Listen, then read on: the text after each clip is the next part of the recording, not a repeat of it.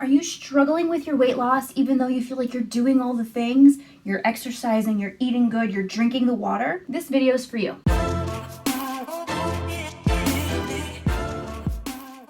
Hey there, welcome back to the channel. My name is Chelsea Mancini, your functional nutritional therapy practitioner, and I'm so excited to have you here. Today, we're talking about weight loss, specifically fat loss, and specifically, why am I so stuck? So let me start by saying when it comes to fat loss, weight loss in general, the most important thing is going to be nutrition. We know that, right? You can't out-exercise a poor diet. We need to make sure we're eating good foods that are fueling our body. Overall calorie balance is what matters in getting in some decent quality movement. But I also know the reality of making all the effort, eating the right things, still loving and appreciating your body and all that it does for you, but struggling to see results. I've been through it personally and I see it all the time with clients. So what we're here to talk about today are the 3 most underrated tools when it comes to weight loss. When we've got the other things in check, food, sleep, doing some movement, the next thing we really need to prioritize when it comes to weight loss is our stress levels. We're gonna do it in a few ways. So the number 1 most underrated tool when it comes to weight loss is going to be meditation. And I know what you're thinking, but I don't mean this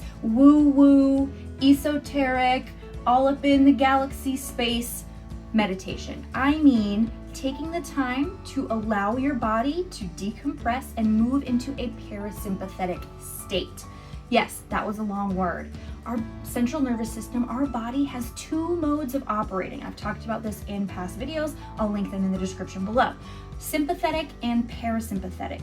Sympathetic is our body's fight or flight. It's when it's in survive mode. When we're in this mode, we're doing things like focusing. Blood goes to our tissues, our muscle tissues, our brain. We're trying to do. This is where survival happens. And this is where we are most of the time. We're answering emails, we're absorbing content and information. And even exercise is a stressor. Yes, a healthy stressor, but a stressor nonetheless. So when is our body going to have time to heal, detoxify, digest, and all of the things that need to happen in order for us to experience successful weight loss? So we need to prioritize getting into this parasympathetic state. And meditation is a great way to practice this because it's all about practice. Back to the topic, meditation. So inflammation in the body, the leading cause of it is stress, whether that be stress from workouts, stress from life, stress from emotional stuff. And stress can do a few things. It can trigger cravings, make us crave things that make it harder to stick to our good eating habits. It makes our body want to hold on to excess weight because it feels threatened and it wants to feel more safe.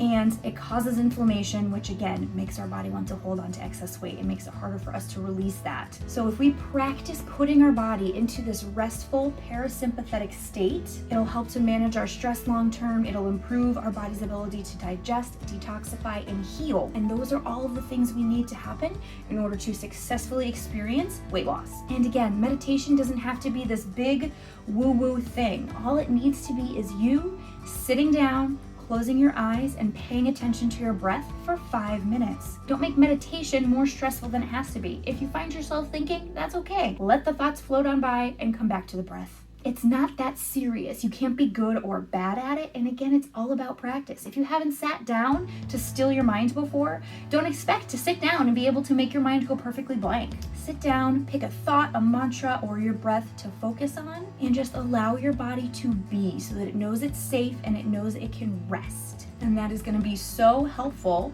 in your weight loss journey. Best times to do this can be right after you eat to make sure we avoid any bloating and discomfort and we actually digest our food so that all the good food you're eating can go become your muscle, and all the things you need it to be is to make sure we're rested enough to actually digest it. So add in meditation a few times per week, after you eat, or whenever, to help kickstart your weight loss if it feels like it's struggling right now. All right, tool number 2, the most underrated, in my opinion, tool for weight loss ever is walking. Everybody loves to go do these high intensity HIIT workouts when they're trying to lose weight. But remember how we talked about stress and how exercise, while it's a good stressor, is a stressor nonetheless. Our body can't tell the difference. If it's over here in this fight or flight mode and it's being constantly exaggerated by high intensity exercise, that then our body has trouble fueling because we're having trouble digesting. We're just gonna feed this pattern of stress and inflammation. If you're in a position where you're dealing with high stress levels, significant anxiety, or significant fatigue, your adrenal glands are probably taking a hit. Your body's having trouble managing your energy, and so it's relying on stress hormones to keep you going. And when that's the case, it's tough for us to release unwanted weight. Over-exercising can cause things like immune suppression, leaky gut, and elevated cortisol levels. So while yes, a high-intensity workout can be good,